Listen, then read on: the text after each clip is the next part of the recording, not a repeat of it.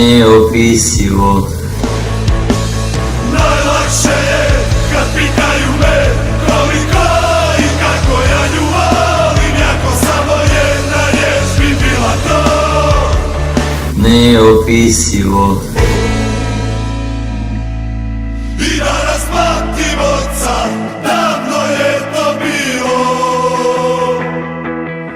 kad me na stadionu stavio u krilo.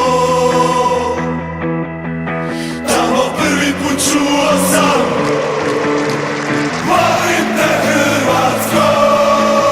Na pitanje ovo od tada odgovor znam. Najlakše je kad pitaju me koliko i kako ja nju volim, jako samo jedna riječ bi bila to.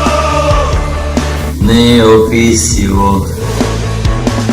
Najlakše je kad pitaju me koliko i kako ja nju volim, jako samo jedna riječ bi bila to. Neopisivo. Nikad zaboravit neću to što rekao je. Hrvatsku ljubi sine i nikog više od nje. Tamo prvi put čuo sam, volim te Hrvatsko. Na pitanje ovo od tada odgovor znam.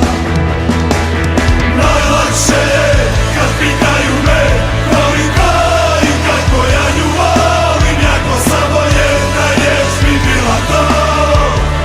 Neopisivo. Najlakše je kad pitaju me koliko i kako ja nju volim, jako samo jedna riječ bi bila to.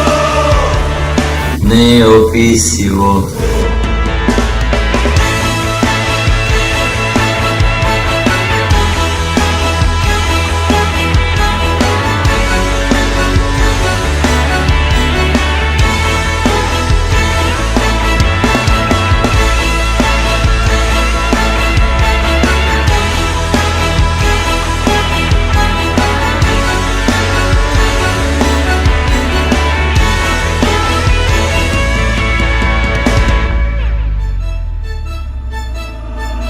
Najlakše je kad pitaju me koliko i kako ja nju volim, jako samo jedna riječ bi bila to.